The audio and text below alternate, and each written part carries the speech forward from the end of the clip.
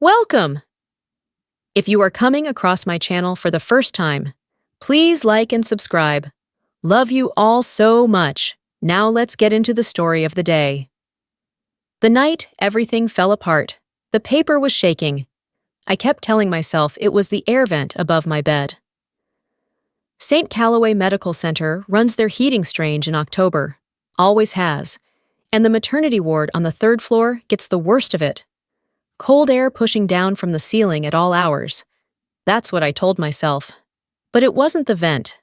It was my hands. I'd been a registered nurse for 11 years. I had held dying patients. I had watched codes called on people who were alive when I walked into their room 30 minutes before. I had delivered news that broke families apart, and I had done it without flinching, because that was the job, and you learn to hold yourself together in the middle of other people's worst moments. But I could not hold myself together right now. It was 11:47 at night. I know the exact time because I had looked at the clock on the wall directly before I looked down at the paper, and the image of those two things, the clock and the paper, got burned together into the same memory. 11:47.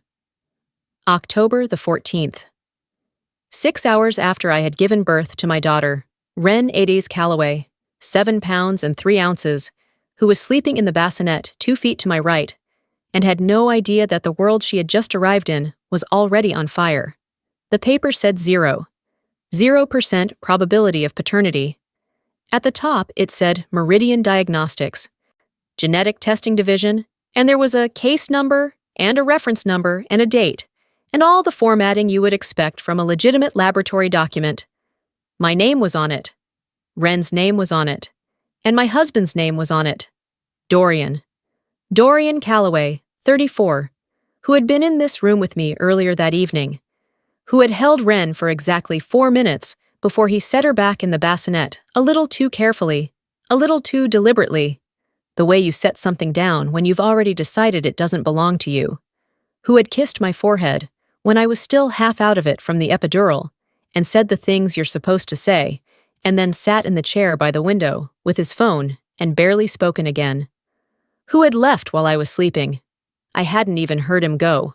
When I woke up, his overnight bag was gone. His coat was gone. The little leather toiletry case he always brought to the hospital for long stays was gone. He had cleared out quietly, efficiently, like someone who had planned the exit in advance. The only thing he left was this paper, sitting on my meal tray, and a yellow sticky note pressed to the back of it. I peeled the sticky note off and read it 3 times. You know what you did. Don't call me. My lawyer will be in touch. That was it. No explanation, no conversation, no looking me in the face and saying the words out loud like a person who was certain of something. Just a sticky note and a document, and the sound of a door he had already walked through. I sat in that hospital bed with the paper rattling against my fingers, and I tried to understand what I was looking at. I was exhausted in a way that doesn't have a proper word. My body had done something enormous 12 hours ago, and the epidural had worn all the way off, and every part of me hurt with the specific deep bone ache of labor. I hadn't slept in 31 hours. My daughter was 2 feet away, and my husband had apparently decided, at some point in the last 6 hours, that she was not his child. I read the paper again. Meridian Diagnostics, case number MDG22410CT. Results, non-paternity confirmed. I had never heard of Meridian Diagnostics. I sat with that thought for a moment. 11 years as a nurse. I had ordered dozens of lab tests. I had worked with genetic counselors. I knew the landscape of testing facilities in our region. Meridian Diagnostics wasn't a name I recognized, but that didn't mean anything on its own. There are hundreds of labs. People use mail-in services now. Maybe Dorian had ordered something independently months ago and never told me. But something felt wrong about the paper in a way I couldn't immediately name. I didn't know yet that it was supposed to feel that way. I didn't know yet that the person who created it had studied how to make documents look wrong in exactly the right ways. Plausible, but not verifiable. Official, but untraceable. Something you'd question quietly, rather than challenge loudly. I didn't know that she had been in this room 2 hours before Dorian left, that she had stood over my bed while I was half conscious and kissed my forehead and told me what a beautiful baby Ren was, and held my hand for a moment before she said she'd let me rest. I didn't know her name was on the metadata. I didn't know any of that yet. What I knew was that it was almost midnight. I was alone in a hospital room, my newborn daughter was asleep in a bassinet, and my husband had left a sticky note. I called him. It rang 4 times and went to voicemail. I called again. Voicemail. I called 6 more times in the next 20 minutes. Voicemail, voicemail, voicemail. I wasn't crying yet. I was somewhere past crying. I was in that cold, pressurized place where the emotion is too big to come out as tears, and instead it just sits in your chest like a stone and makes it hard to breathe properly. On the 9th call, I left a voicemail. I said his name. I said, "Please call me back." I said, "I don't understand what this is." My voice didn't shake at all, which surprised me. I hung up. Then I called his mother, Rosalind Calloway. She picked up before the second ring was finished. "Addie's!" Her voice was exactly the same as it always was. Measured, warm on the surface, with something underneath it that was neither of those things. I had been hearing that voice for 4 years, and I still couldn't always identify what the undertone was. Sometimes I thought it was calculation. Sometimes I thought I was being uncharitable, and it was just the clipped way that certain kinds of women carry themselves, women who went to good schools and married into old names, and learned early that composure is the currency that matters. "Rosalind," I kept my voice steady. "Dorian left the hospital. He left a document here, a paternity test. I don't understand." "Adiz." She said my name again, and I stopped talking. "I think, before you get yourself worked up, you might want to consider whose baby that child really is." A pause, small, deliberate. "I say that with care." Then she hung up. I sat holding the phone. I'm a difficult person to shame. I grew up as the oldest daughter of 2 Nigerian immigrants in a mid-sized city in Virginia, raised in a household where you did not dramatize your problems and you did not let people see you come undone. And whatever my mother did or did not teach me, she taught me that. You hold yourself together. You process your feelings privately, and you come back to the table composed. But something about those words, whose baby that child really is, said in that voice, on that night, when I was 6 hours post-delivery and alone and in pain, broke through every piece of armor I had. The shame hit me before I could stop it. Not because the accusation was true, because I knew what it meant that she was saying it. I knew what it meant for Dorian to have left. I knew what it would look like to people who didn't know us.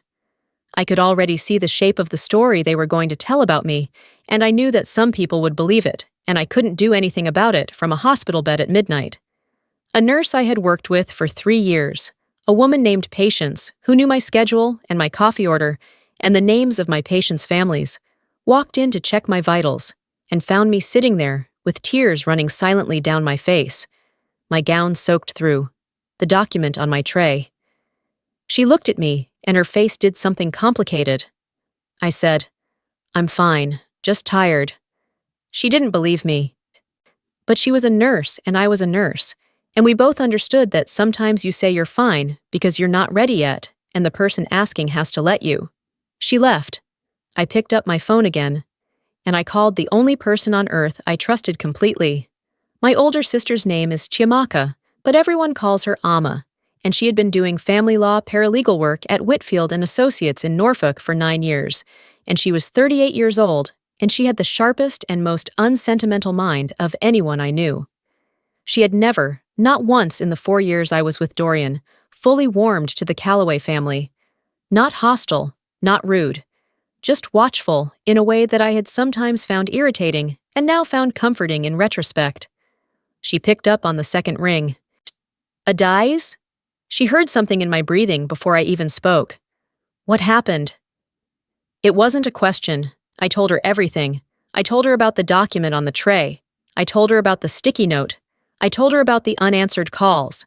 I told her about Rosalind and the words she had said and the way she had said them and the click of the line going dead. I told her all of it in a voice that started steady and then somewhere in the middle broke completely and became the sound of a person crying in a hospital room at midnight, which is one of the loneliest sounds there is. Amma did not say anything while I talked. She listened.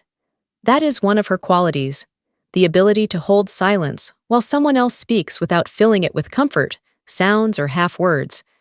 When I finished, she was quiet for 3 full seconds. Then she said, "Shah, read me the lab name on the document." I looked at the paper. Meridian Diagnostics, Genetic Testing Division. Silence. What city? I looked again. It says Richmond, Virginia. There's an address on the letterhead. 4412 Westover Drive, Suite 200. Okay. Her voice had shifted. Not softer. Harder, but in a focused way, not an angry one. Adaiz, listen to me carefully. Do not throw that paper away. Do not fold it. Put it flat on your tray, and do not let anyone touch it. Amma, I need you to do that right now, and then I need you to stay on the phone with me. I put the paper flat on the tray. Okay, I said. It's flat. Good. I heard her moving. The sound of a drawer, a chair scraping. She was already working. I'm going to make some calls in the morning. Don't answer anything from Dorian or Rosalind without talking to me first. Ma, don't sign anything. Don't agree to anything. They're going to say I know what they're going to say. Her voice was quiet and absolutely certain. But right now, the only thing that matters is that paper. And if that paper is what I think it might be, Adaiz, they have made a very serious mistake. I held the phone against my ear and listened to my sister breathe and looked at my daughter sleeping in her bassinet. And outside the window, it was raining. A thin, cold October rain that ran down the glass in long silver lines. I didn't sleep that night, but I stopped shaking. What she built, to understand what happened to me in that hospital room, you have to understand the 4 years that came before it. I met Dorian Calloway at a continuing education conference in Richmond in the winter. He was there representing a medical device company. I was there for a certification seminar. We ended up at the same table during the lunch break, and he was attentive and funny and easy to talk to in the way that certain men are easy to talk to when they decide they want something. We exchanged numbers. He texted the same evening. We had dinner the following weekend. He was charming. He was consistent. He called when he said he would call. He remembered small details, the name of a patient I had mentioned in passing 2 weeks earlier, the coffee shop I liked, the fact that my mother's birthday was coming up. He made me feel paid attention to, which is different from being flattered, and which is harder to replicate. I fell for him within 6 months. I want to say here, because I know how the story sounds from the outside, that I was not naive. I was 31 years old, and I had been in relationships before, and I had been through enough to have reasonable instincts about people. I saw things in Dorian early that gave me pause. A certain deference to his mother's opinion that went beyond normal family loyalty. The way conversations about his childhood circled back to Rosalind with a frequency that seemed, occasionally, like orbit rather than choice. The fact that he consulted her about decisions that didn't involve her. Not always. Not in an obvious way, but sometimes. And when he did, his voice changed slightly, became more formal, like a person giving a report rather than asking for advice. I noticed these things. I didn't understand what they meant yet. Rosalind Calloway was a retired OB-GYN. She had practiced for 26 years in Richmond. Built a reputation, published several papers, sat on the board of a women's health foundation called the Miriam Alliance that did prenatal care access work in underserved communities. She had a large house in a good neighborhood, the kind of house that had been in the family long enough that it didn't feel like wealth so much as permanence. She had credentials and connections and the particular confidence of a person who has never been told no by anyone who mattered to her. From the day Dorian introduced me, she established one thing clearly. I was not family. She was never rude to me. I want to be exact about this because it matters. She was never rude in a way I could point to. She was pleasant in person, asked about my work with the right amount of interest, complimented my appearance occasionally in ways that managed to feel like assessments rather than compliments. But there was a register underneath the pleasantness that I could not miss, a sense that she was tolerating my presence rather than welcoming it, a sense that I occupied space in her son's life the way a tenant occupies a house, present, technically permitted, but never quite belonging. At Dorian's birthday dinner, the first year we were together, she pulled me aside near the kitchen while the others were in the living room and said, very pleasantly, "You're very good with him. Some women are good at the early part." She smiled. "It's the long middle that tells you what someone is made of." I said, "I suppose that's true." She patted my arm and went back to her guess. I stood in the kitchen for a moment and thought about that. I told Amma about it later, and Amma said, without looking up from her laptop, "That woman is cataloging you." I didn't know what that meant at the time. When Dorian and I got married, Rosalind gave a toast at the reception. It was gracious and warm, and the room laughed in the right places. I watched Dorian watching her while she spoke, and saw the expression on his face, this mixture of pride and relief. And I understood for the first time that her approval wasn't just something he wanted. It was something he needed in a way that was structural, load-bearing. I told myself it would be fine. I told myself she would warm up once she saw we were serious. I told myself that difficult mothers-in-law were a common thing and not a catastrophic one. I understand now that I was rationalizing. When I became pregnant, things shifted in a way I didn't immediately understand. Rosalind started coming around more. She became interested in my schedule, my shifts at the NICU, the colleagues I worked with. She asked questions that felt conversational but had an accumulating quality, like someone filling out a form one field at a time. She made a comment once about a male colleague I had mentioned, a charge nurse named Kwame, who I had worked alongside for 4 years. She said, "He sounds capable. Are you too close?" And smiled when I said we worked well together. I thought she was making an effort. I thought she was finally trying to know my life. I didn't understand that she was building a profile.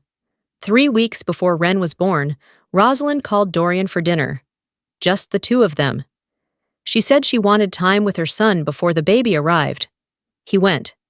He came home quiet. He sat at the kitchen table for a long time without saying much, and when I asked him what they talked about, he said, "Just family stuff." And I let it go because I was 37 weeks pregnant, and I was tired, and I had a baby shower to organize and approximately everything else. That was the week he started going through my phone. Not dramatically, not confrontationally. He would pick it up off the counter when I was in the shower, and I'd come out to find it in a slightly different position than I left it. He would look at it while I was cooking, holding it angled away from me, casual, like he was checking the time. Once I walked into the bedroom, and he set it down too quickly, and I asked what he was doing, and he said, "Nothing, just saw it light up." And his voice was perfectly normal. I want to be honest. I noticed these things. I didn't say anything. I told myself it was pre-baby anxiety. I told myself new fathers got strange sometimes. I blamed the hormones, mine, not his, for the prickling feeling I got when he looked at me across the dinner table sometimes with something unreadable behind his eyes. I blamed myself for noticing. I know from the text messages we recovered later that the dinner 3 weeks before Ren's birth was the night Rosalind first told Dorian she had concerns about the baby's paternity. I know she mentioned Kwame by name. I know she told him that she had been looking into it and she would have proof before the baby came. I know she had already bought the paper by then. She had already opened the design program on her home computer. How she had already looked up what a Meridian Diagnostics report would look like if Meridian Diagnostics were a real place. She had already decided when and how to deliver it. My daughter was not yet born, and Rosalind Calloway had already written the story she intended to tell about me. She was just waiting for the right moment to put it in my hands. The lab that didn't exist. 4 days after Ren was born, I discharged myself from St. Calloway, strapped my daughter into her car seat with hands that only shook a little, and drove 2 hours south to Amma's apartment in Norfolk. Dorian had not called. Rosalind had not called. I had received one text from Dorian's personal email address, not his phone, forwarding me the name and contact information for a family law attorney in Richmond. That was it. No words attached. Just a name and an address. I sat in Amma's living room on her green velvet couch, with Ren asleep on my chest, and the fake document in a plastic sleeve on the coffee table, and I told Amma the whole story again, this time without crying, because the crying had mostly finished, and what was left was something quieter and harder. Amma photographed the document, front and back, on a white background with her phone camera. Then she sat across from me with her laptop open and started making notes. "Walk me through every person who was in your room that day," she said. I listed them. The nurses, 3 over the course of the day. My attending OB, Dr. Saoirse Mensah, who had delivered Ren and checked in twice afterward. A hospital chaplain who came by to offer a blessing, and who I had politely declined. A student nurse who had come in to check my IV and been supervised by the floor charge nurse. 2 of my own NICU colleagues who had stopped in during their break to see the baby. And Rosalind, who had arrived at 8 p.m., staying for 45 minutes, holding Ren and making sounds of grandmother delight, and who had kissed my forehead when I was drifting in and out and said, "You rest. You've worked so hard." Amma wrote all of it down. She wrote down the name Meridian Diagnostics. She wrote down the address from the letterhead. Then she picked up her phone and called the number printed on the document. It rang twice. A generic voicemail message. No company name. Just a digitized voice reading back the number. Amma hung up. She opened a browser and typed in the address. 4412 Westover Drive, Suite 200, Richmond, Virginia. It was a UPS store. She turned her laptop to face me. I looked at the screen. The Google Street View image of a strip mall, a UPS store, a nail salon, a sandwich place. Suite 200 didn't exist. We sat with that for a moment. Then Amma called the Virginia State Corporation Commission to search for Meridian Diagnostics as a registered business. No record. She searched CLIA, the Federal Registry for Certified Laboratory Facilities in the United States. No record. She called the main information line for Tidewater Regional Health to ask if they had a referral relationship with a testing lab called Meridian Diagnostics. The woman who answered said she had never heard of them. Amma closed her laptop. She looked at me. "This document does not come from a real company," she said. I heard the words. I understood them. But something about hearing them stated plainly. We, with Amma's particular calm, made the room feel very still. "Dorian thought it was real," I said. "Probably." She paused. "Someone made it, and they made it knowing you would be alone in a hospital room when you saw it. And they delivered it while your husband was still in that room, or they gave it to him to place. And they did it 6 hours after you gave birth." She looked at the document in its plastic sleeve. A day-ease. Think about who had access to your room that night, who had any medical background, who had a reason to want Dorian to believe this. I looked at her. She didn't say the name. She didn't need to. "She's a retired OB-GYN, I said. "She knows what lab documents look like." "Yes," Amma said. "She does." Ren made a small sound on my chest, and I put my hand on her back automatically, and she settled. "Dorian is going to say it was real," I said. "He believes it's real. He was handed it like it was real." "Dorian was handed a lie," Amma said, "and we're going to prove it." She had already opened her laptop again. "There's a senior attorney at my firm. His name is Garrison Bell. He handles fraud in family court, among other things. I called him this morning. He can see you Thursday." I looked at my daughter's sleeping face. "She has his nose," I said. It came out before I meant it to. Amma looked at Ren. "Yes," she said quietly. "She really does." The filing I had been at my mother's farmhouse in Henrico County for 11 days when the process server knocked on the door. My mother, Ngozi Okafor Adazi, retired schoolteacher, short and precise, and made of some material stronger than most people, now answered the door in her house slippers and accepted the papers without expression and brought them to the kitchen table where I was feeding Ren. I read through the filing. Legal separation, formal paternity challenge. The words suspected infidelity appeared in the second paragraph. The filing requested a court-ordered DNA test under proper chain of custody protocols. It cited the Meridian Diagnostics report as supporting documentation. The petition was public record. Anyone could access it. I put the papers down and looked at the kitchen wall. My mother sat down across from me and folded her hands. "Good," she said. I looked at her. "A courtroom has a judge," she said, "and a judge can see a liar. This is good." She unfolded her hands, stood up, and put the kettle on. "So, eat something." On Thursday, I drove to Norfolk and met Garrison Bell. He was in his late 50s, a quiet man with careful eyes, and the kind of office that was organized in a way that told you exactly how he thought. Every document in a labeled sleeve, every reference book on the shelf in a specific order. He did not look outraged when I told him what had happened. He looked focused, which was better. He read the fake document.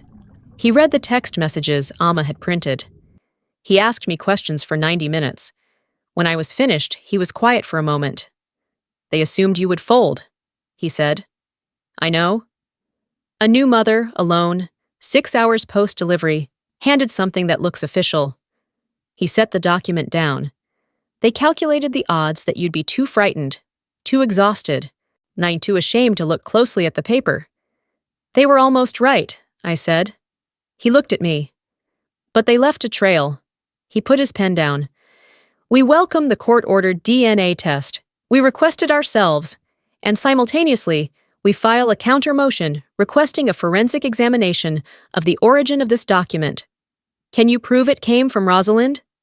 Let's find out." He opened a folder. "I need your signed authorization for discovery, and I need access to anything Amma recorded from her calls to the lab. I'm also going to need—" He paused. "Any chance of accessing Dorian's phone communications?" I told him about the old phone, the iCloud sync, the moment at the house. He looked at Amma, who was sitting beside me.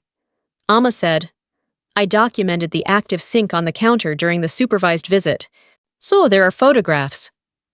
Garrison made a note. "Then we file for a court order to preserve his cloud account," he said, "before anything gets deleted." I drove home to my mother's farmhouse in the early dark. Ren was asleep in her car seat. The fields on either side of the road were flat and empty in the October cold. I had been awake since 4 a.m., and I had a baby who still didn't sleep more than 2 hours at a stretch, and every joint in my body ached from the accumulated exhaustion of new motherhood. But something had shifted. I wasn't waiting anymore. I was moving. The blueprint. It took Garrison's team 12 days to obtain the cloud account preservation order. When the iCloud data came through, there were 31 messages between Rosalind and Dorian spanning the previous 4 months. 4 voicemails, several were routine. But 14 of them were not. The earliest relevant message was from 7 months into my pregnancy. "I've been thinking about what I told you. I need you to pay attention to her schedule this month, who she works with, whether she comes home on time. This is important, Dorian. Trust your mother." Then, 3 weeks before Ren's birth, "I've done more looking into this. I believe there is reason for serious concern. I'm going to handle it. I need you to let me." Then, 2 weeks before, "I'll have what we need before the baby comes. Do not say anything to her yet. Timing matters." Then, 4 days before Ren was born, "It's ready. I'm going to bring it to the hospital. You need to wait until she's been in labor a long time. She'll be exhausted. She won't be able to think straight. You hand her the paper and you leave. Do not answer her calls. This is the only way, Dorian. This is how we protect you." Then, the night I was in the hospital, "Did you do it? Call me." Then, later that same night, "Good. Don't waver. She'll try to make you feel guilty. She's manipulative. You know this. Stay with me on this."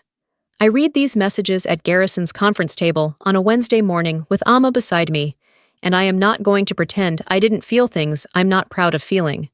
I am not going to pretend I wasn't shaking. But the shaking was different this time. It wasn't fear, it wasn't shame. It was a particular cold fury that I understood immediately I needed to control very carefully, because fury is useful in the right amount and destructive in the wrong one, and I was too close to the finish line to let it become the wrong one. Garrison set the printed messages down. "She planned this over the course of months," he said. He wasn't saying it to me. He was thinking out loud. She coached him. She built the narrative slowly over multiple conversations so that by the time he was handed the document, the doubt was already established. He paused. She understood exactly how to do this because she spent 26 years in medicine, and she understood how fear works, how to introduce an idea slowly enough that it doesn't feel like an introduction, it feels like a conclusion. He looked at me. "Dorian believed her," I said. "Yes," Garrison said. "He did." "That matters." "It does." He paused. "But believing a lie doesn't make you innocent of acting on it. He left you alone in a hospital room with a newborn. He filed public documents citing your infidelity. He gave that ammunition to his attorney and put it in public record. His culpability and his mother's culpability are different in nature, but he has his own accounting to do." I nodded.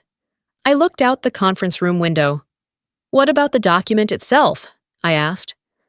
"The forensic examiner finishes his analysis Friday," Garrison said.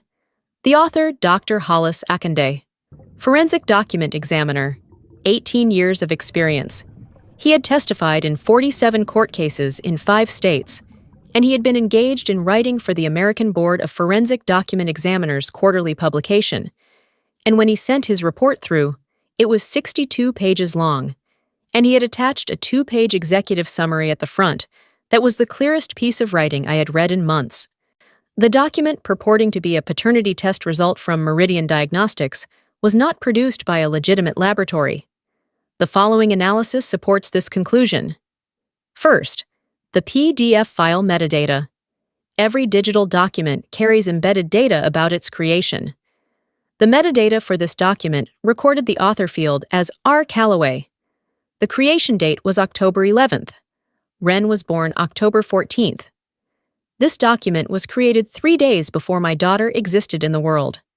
Second, the device ID embedded in the PDF matched a registered printer model, an HP LaserJet Pro, registered under Rosalind Callaway's name as a business equipment deduction on a tax filing from 2 years prior.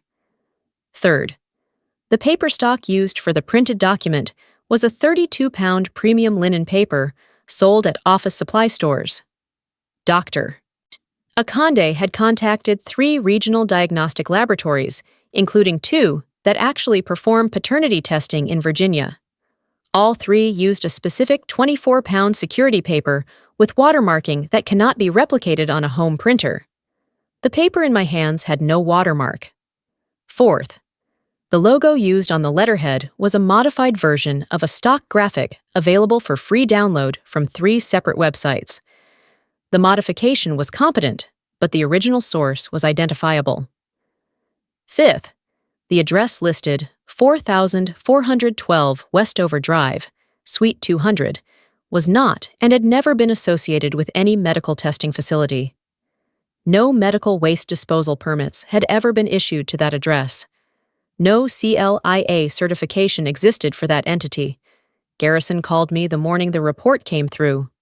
"This is as clean as it gets," he said. "There is no interpretation available to the defense that does not require dismissing the metadata, the device registration, the paper analysis, and the logo sourcing simultaneously." What does that mean for the hearing? It means that when we display this in a courtroom, the question is no longer whether the document was fabricated. The question becomes who fabricated it, and the author field answers that question. I sat with my mother in her kitchen that evening, and I told her what the report said. She listened without interruption. When I finished, she was quiet for a moment. "Does she know?" my mother asked. "Does Rosalind know what you have?" "No," I said. Garrison filed the motions under seal pending the hearing. My mother looked at her hands. Then she's been sleeping fine, she said. Yes, I said. My mother nodded slowly. Good, she said. Let her sleep. The gala, 3 weeks before the hearing, I received an email with an invitation. The Miriam Alliance Annual Benefit Gala, the Jefferson Hotel, Richmond, black tie, a night celebrating the Foundation's work in maternal health access for underserved communities, a silent auction, and a keynote address. The keynote speaker listed was Rosalind Callaway. I read the invitation twice. I couldn't decide if she had sent it to taunt me or if she had simply, in the architecture of her confidence, not considered that I might find the irony notable. A woman who had fabricated a document in a maternity ward giving a speech about protecting mothers. The audacity of it was something that required a moment to absorb. I called Amma. She sent me a gala invitation, I said. Amma was quiet for exactly 2 seconds. Okay, she said. Send me the details. She went to the gala. She bought a ticket through the Foundation's public event page, listed her name as Amma Okafor, wore a navy dress she already owned, sat in the 3rd row, and ordered a sparkling water. She texted me updates throughout the evening. She's at the head table, cream gown. She looks like she's running for something. Standing ovation for her remarks. She's talking about the courage it takes for vulnerable women to trust institutions. I'm keeping my face completely still. She just leaned over to the woman beside her. I could hear it. She said, "My son is finally himself again. You know how it is when someone takes advantage of someone you love?" The woman nodded sympathetically. "They're doing the award presentation. She's getting a crystal thing. She looks so happy, a daisy." Then, Xiaotian 10 minutes later. "Let her have tonight." I put my phone down and looked at Ren, who was on her playmat on my mother's living room floor, batting at a hanging cloth star with her small, uncoordinated hands, wholly absorbed in the enormous effort of existing in the world. I thought about Rosalind standing at a podium in a cream gown, accepting an award for protecting women. I thought about the metadata on the document. R. Callaway. October 11th. 3 days before my daughter was born. I thought about Teller at the hospital. She'll be too weak to fight. I said to Ren, "Let her have tonight, baby girl." Ren hit the star, and it swung, and she watched it with enormous eyes. The night before, I didn't sleep the night before the hearing. I tried. Saturn, I fed Ren at 10 and put her down, and lay in my old childhood bed in my mother's farmhouse, and stared at the ceiling and listed everything that could still go wrong. What if Rosalind had a better expert? What if Garrison had miscalculated something about the metadata evidence? What if the judge found a procedural reason to exclude the forensic report? What if Dorian's attorney introduced something I didn't know about, some version of events I hadn't anticipated? What if Rosalind had been more careful than we thought? What if there was a second layer to this that we hadn't found yet? I had gotten very good, in the months since the hospital, at listing the ways things could still fall apart. I had gotten good at it the way you get good at anything you practice compulsively. It was not a healthy skill, and I knew it wasn't healthy, and I couldn't stop doing it. At 2:47 in the morning, I picked up Ren, who had started fussing, and carried her out to the porch. The October night was cold, and I had a blanket over us both. I sat in the wooden rocker that had been on that porch for as long as I had been alive, and I held my daughter, and I watched the dark fields, and I spiraled. I almost called Garrison and asked him what it would take to settle. Sign whatever needed to be signed, take whatever custody arrangement they'd accept, and disappear. Build something quiet. Stop fighting. I sat with that thought. My mother came out in her robe. She didn't ask why I was awake. She sat in the other chair and pulled her robe tighter and looked out at the fields. After a while, she said, "You're not fighting for yourself." I looked at her. "You think you are," she said, "but you're not." She looked at Ren. "One day she'll be old enough to look things up. Court records are public. If you settle, if you go quiet. The record says what the record says." She looked at me. A woman who went quiet when someone called her a liar. I didn't say anything. So don't go quiet, my mother said. She got up, patted my shoulder once, and went back inside. I held Ren on that porch until the sky started to change. I didn't sleep, but I stopped listing what could go wrong. The courtroom, Richmond Circuit Court, courtroom 4B. I arrived at 8:15, 45 minutes before the hearing. Garrison was already there, setting papers in order. His associate, a young woman named Priya, who had done much of the forensic filing work, Shak was reviewing her notes. I sat at the respondent's table with my hands flat on the surface and breathed. The gallery filled. My mother sat directly behind me. Amma sat beside her. Two of my NICU colleagues, women who had known me for years and who had shown up without being asked, sat 2 rows back. I didn't look at them. I felt them. Dorian came in with his attorney, a man named Prescott with expensive shoes and a briefcase that had his initials stamped on it. Dorian looked tired. He looked like someone who had not been sleeping either, though I allowed myself no particular feeling about that. Then Rosalind came in. She was wearing a charcoal blazer and a silk blouse, and her hair was done, and she walked through the courtroom door the way she walked into every room, with the particular posture of a person who had never in their life anticipated an outcome they didn't control. She sat in the front row of the gallery. She scanned the room. When her eyes passed over me, she didn't change expression. She was smiling, faintly, the way people smile when they're in a situation they consider settled. I looked away. In the row behind Rosalind, I noticed a woman I recognized from photographs. The executive director of the Miriam Alliance Foundation. She was sitting with a leather portfolio in her lap. She had come to watch. I thought, Rosalind invited her. She expected this to be a formality. She expected to walk out of this courtroom with everything confirmed and her narrative intact, and her son returned to her preferred version of his life. She had invited a witness to her victory. Judge Cordelia Lennox took the bench at exactly 9 o'clock. She was a small woman with reading glasses and gray locks and the compressed efficiency of someone who ran her courtroom the way a good nurse runs a floor. Nothing wasted, nothing performed, everything purposeful. She had been in family court for 16 years. Garrison had told me this.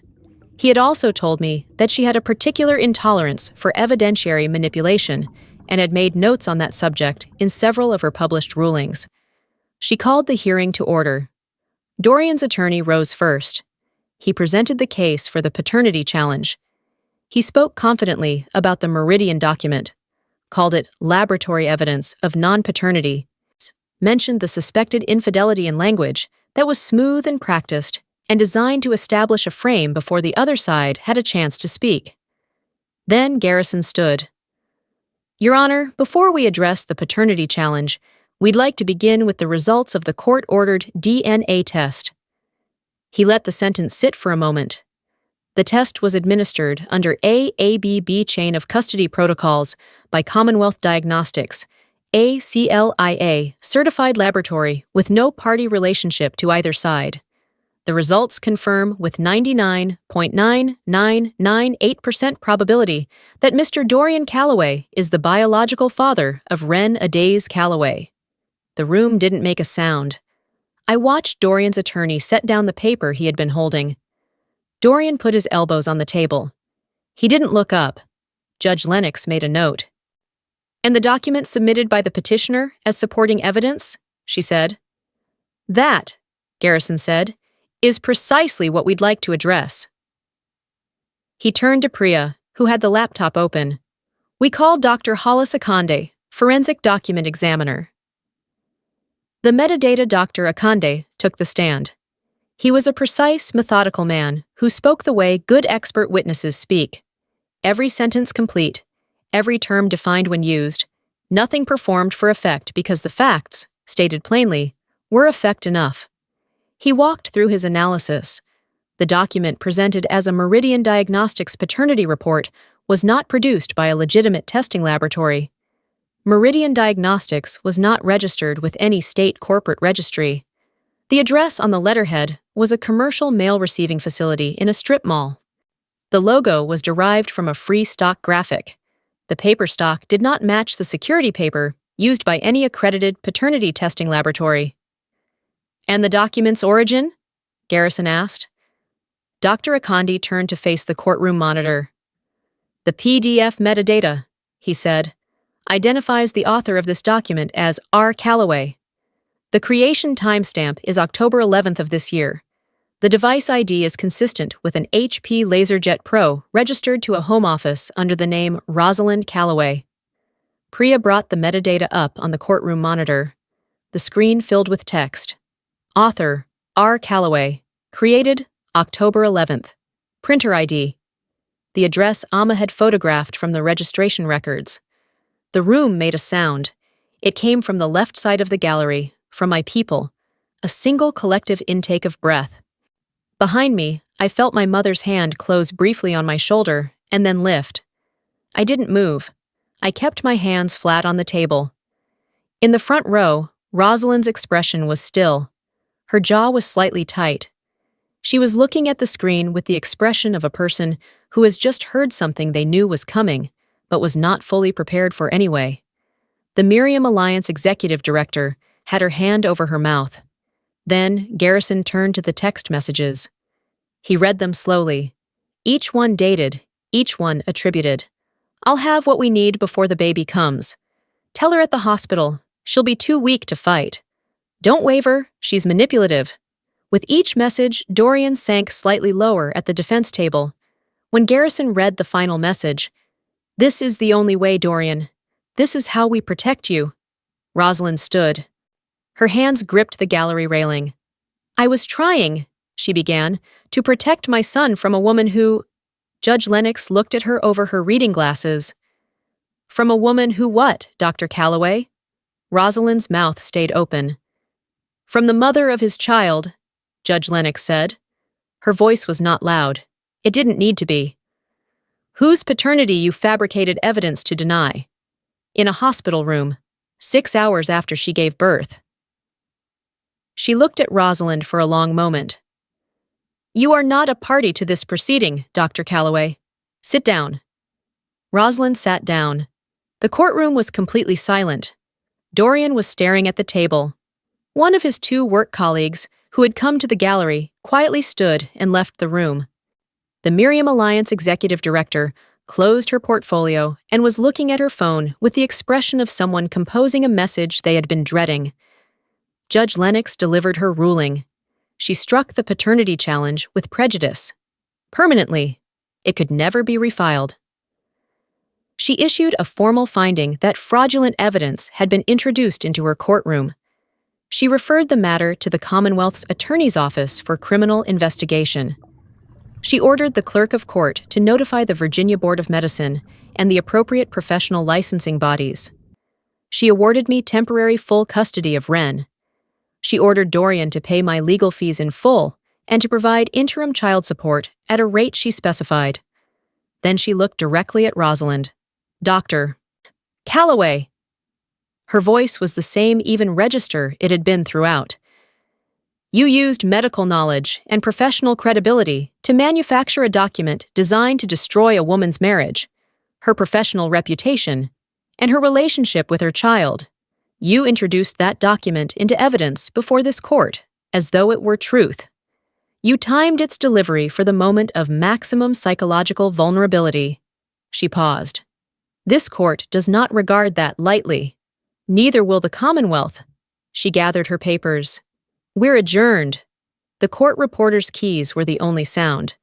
The parking lot outside the courtroom, in the wide corridor with its marble floors and its tall windows, and the sounds of other people's ordinary legal business carrying through from adjacent rooms. The executive director of the Miriam Alliance approached Rosalind. She didn't raise her voice. She spoke quietly, close, for a very short time. Amma was 2 steps away, and she heard it. "The board is meeting Monday. Please don't come." Rosalind looked at her. The executive director nodded once and walked to the elevator. In the parking lot, Dorian came out a few minutes behind me. He had his coat and his briefcase, and he looked like someone had taken something structural out of him. He crossed the parking lot toward me, and I stood by my car, and I let him come. He stopped a few feet away. "A daisy," he said. "I didn't know that she—" I held up my hand. He stopped. "You left me a sticky note," I said.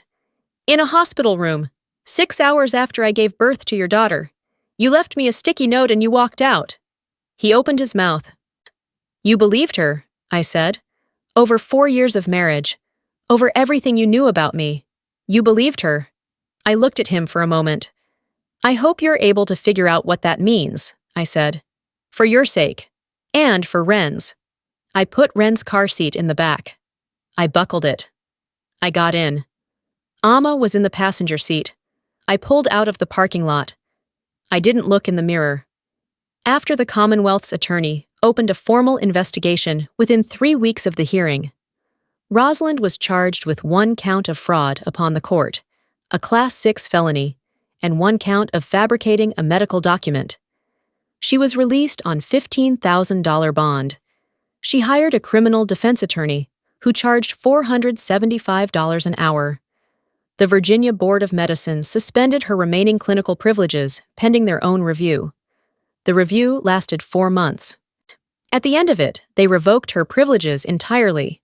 She could no longer practice medicine in any capacity in Virginia. The private clinic where she had held courtesy admitting privileges revoked them permanently within 2 weeks of the hearing. They cited the board's action and the public court record.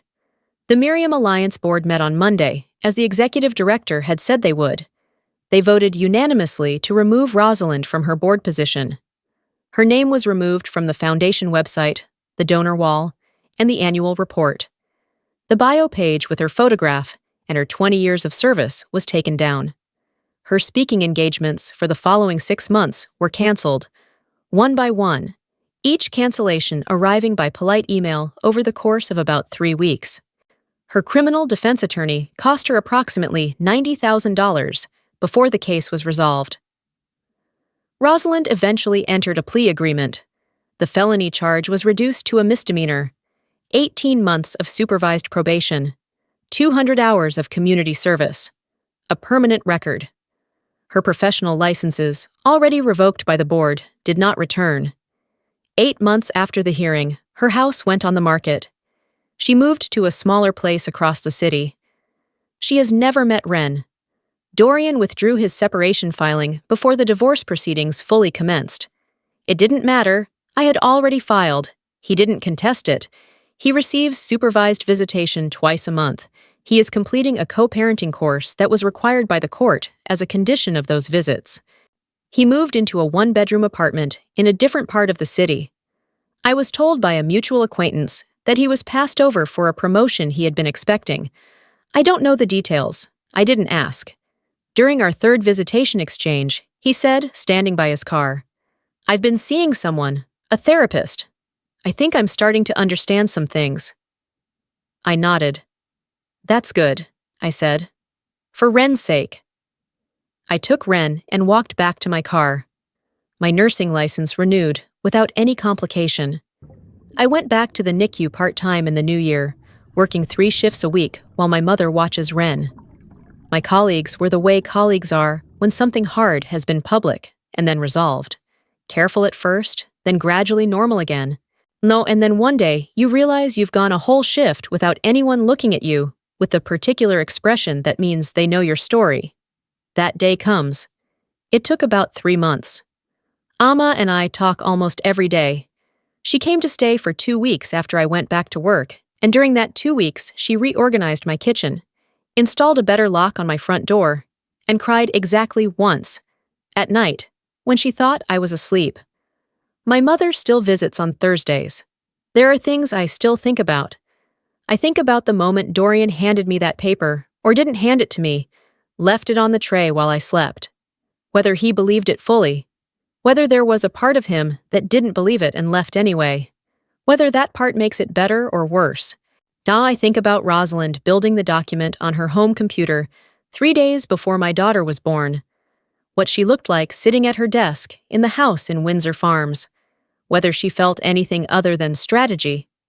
I think about the nights on my mother's porch, the dark fields, the almost settling, but mostly I think about Ren. She is 9 months old now.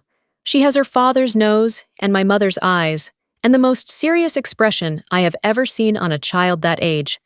She watches the world with an attention that already makes me laugh. She has started pulling up on furniture and looking back at me when she does it, checking, as if to say, "Are you watching? Are you here?" I am watching. I am here. I kept the fake document. It's in a fireproof safe in my bedroom. Not because I need it for any proceeding. Not because I'm afraid anymore, not in the way I was. I kept it because one day, maybe, Ren will be old enough and curious enough to ask about things that happened before her memory starts. And if she asks, I will be able to tell her the complete and exact and documented truth. I kept it because the truth is what I fought for. Not revenge, not the credit. Not for anyone to know what Rosalind Calloway lost. I kept it because my daughter will grow up knowing that when someone put a lie in my hands at the worst moment of my life and told me I was too weak to fight it, they were wrong.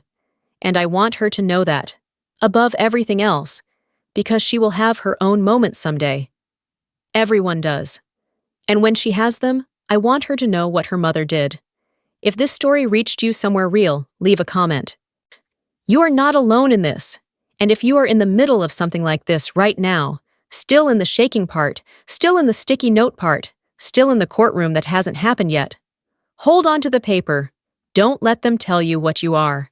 The metadata doesn't lie. Don't forget to smash the subscribe button and like please.